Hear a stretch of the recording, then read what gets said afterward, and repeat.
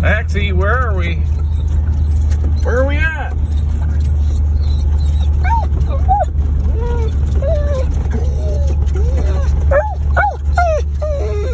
Is this your favorite place? Oh, goody. My favorite place. Oh, goody.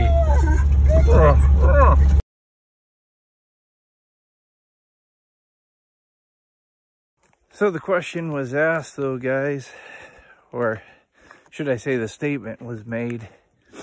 I believe she's overscoped. Now, that could be right or wrong. Well, then another question was asked directly under that statement. Is it? Good questions. Who's right, who's wrong? You know, depending on your point of view, both could be right. Because, the reason I say that, the Fish and Wildlife Department actually has a ballistics coefficient chart that measures what an ethical shot is. For example, I shot a 45-70 one time, 405 grain slug, moving out at 1900 feet per second at an elk at 350 yards. Was that an ethical shot? After we did the mathematics, come to find out it was not an ethical shot because it had lost an amount of terminal velocity by the time it had gotten to the elk at 355 yards. So by short order and by those standards, the statement would not be wrong that it is overscoped. But that being said, I'm a kinetic energy guy, love those kinetic energy rounds, and the 44 mag is one of them. That's what I'm shooting today. If I was to shoot heavy slugs at any kind of a great distance like that, then yeah, it could be an unethical shot. But I have here a game changer, guys. It's a 180 grain slug, and they're moving fairly quick. Now, I'm shooting 185 grain bullets out of my 40. So, you know, 180 grain slug with a 44 mag powder charge behind it, that may just be moving quickly enough to be ethical at 350 yards. The reason that this whole debate is coming up and that I'm bringing it to life is because I shoot my 44 Magnum with this Buckmaster scope from SIG, and it has these multiple descending crosshairs, 5 of them. Okay, so I can shoot at multiple distances, and I can get out there at great distances. But are my shots still going to be ethical? And if I'm only shooting at metal and paper, it won't matter, obviously. But what if I want to game hunt at long distance? Now, it depends on the game, of course. But if I'm shooting at small game, not a big deal. But who's going to small game hunt with a 44 mag at any distance? It could be said that a 44 mag arguably is for bigger game. Well, let's quit talking and play around with it and see what happens. All right, guys, I'm at exactly 100 yards. So let's see what the drop is at 100 yards. Then we'll move to 250. And the next step will be 200 after that. All right, guys, we're at 100 yards, top crosshair on 4 power. Let's see what she does. Okay, we're gonna do 2-shot groups. So I know that I'm even.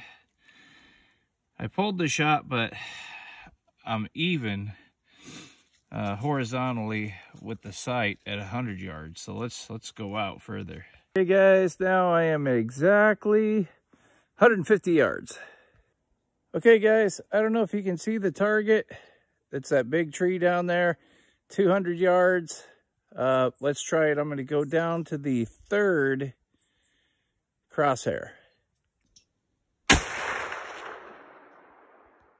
Okay, guys, I just did a group at 200 yards. On the 3rd crosshair, and the power was 9.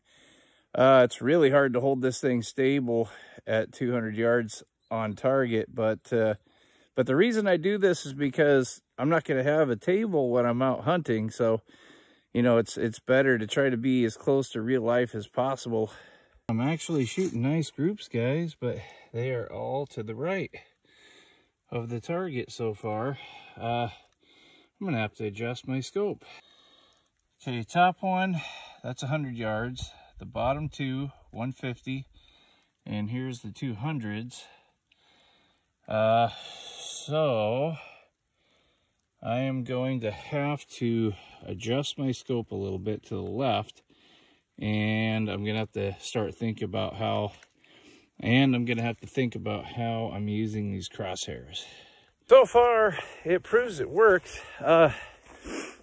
The drop seems to be a bit more dramatic than I had thought with the corresponding crosshairs. So I hate doing this, but what I'm going to have to do is get a table out here, and I'm going to have to sit there and do mathematics on the ballistic coefficient, the drop, the whole 9 yards, because one, I mean, admittedly, my favorite weight is a 240 grain bullet, and I use that for my pistol and rifle, and that makes everything predictable because I know every shot's going to be the same. So yeah, I'm gonna have to come out here with a table and just measure everything methodically. All right, guys, there's my 500 yard target. I keep it stashed out here in the woods so I can just pull it out onto the trail whenever I want. That's 500 yards to the end, guys. Here's my 500 yard target, well used, and we'll go from there. Guys, we're gonna go one set at 300, and instead of going to 50s, we're just gonna go to hundreds. I'm gonna do 300, 400, and 500 yards on this guy. All right, before we do anything, let's go left because I was shooting to the right. So let's try 5 clicks first. We've got rain, guys, and so it's raining out here. A lot of my tools of the trade take a lot of abuse, so it takes a lot of maintenance and upkeep. Just try to oil everything, clean everything, keep it in great shape. But the rain, it's another reason I do this out here, because this is a real element. I'm out in the elements. I've got no rest, nothing. And you know, I'm gonna have this kind of discomfort in hunting season. Okay, here we go, guys. We're at 300 yards exactly. Oh man, guys, tough shot. 300 yards, no rest. Not loving this one.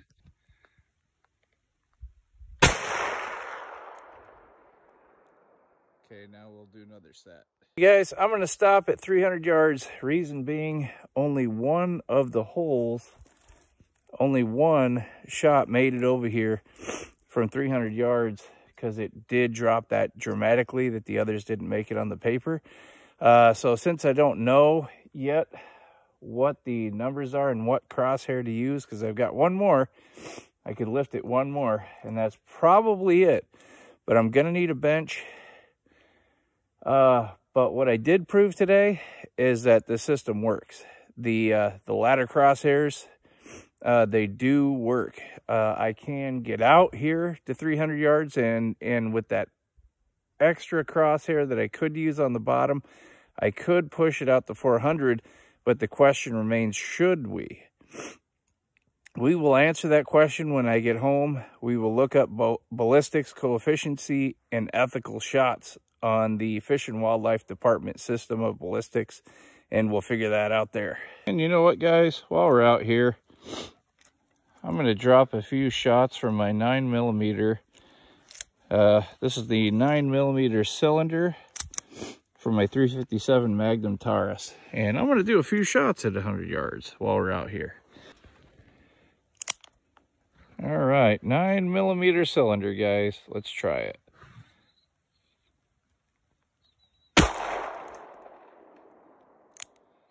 It's really cool shooting 9mm out of a revolver.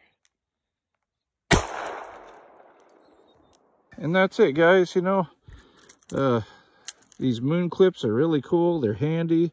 This whole thing is handy. Bobo actually got me into this. He bought one and told me it was a great shooter, and I bought one and I love it too. Here's what's really cool, guys. I've got these holders here, these little holsters, and they hold 4 of these moon clips, and I can reload it just that easy. You know, just like that. And you know, awesome gun. This little holder was given to me by Severo Rodriguez, who just passed away. One of my best buddies that I've been hunting with. I got a few things to remember him by. Okay, guys, this is a trail that's been well used. I've got a trail cam up here. I'm nervous getting them for 2 reasons. One, I'm after a predator. I suspect a bear is using this trail. And 2, I'm always afraid my cameras are going to be gone when I go to get them. But let's go see. Right, awesome, it's here. I'm always happy to see them when they're not stolen. I've heard a lot of stories. All right, we got it, guys. We're out of here. I've got a week's worth of footage on here. So let's see what we got on this trail.